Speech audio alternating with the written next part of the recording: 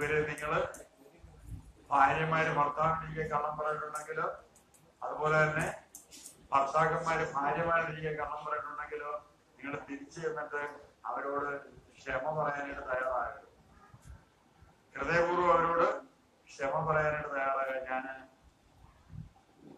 ഇന്ന കാര്യങ്ങൾ ചെയ്തുകൊണ്ടാണ് ക്ഷമ ചോദിക്കുന്നതെന്ന് നിങ്ങള് പറയണ്ട.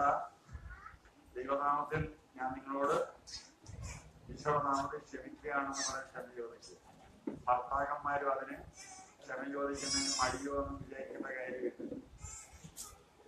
ഇങ്ങനെയൊക്കെ ചെയ്ത് മുന്നോട്ട് പോകാനായിട്ട് തയ്യാറാക്കി കഴിയുമ്പോഴേ വലിയൊരു അനുഗ്രഹ കുടുംബമായിട്ട് അത് മാറാനായിട്ട് തുടങ്ങും.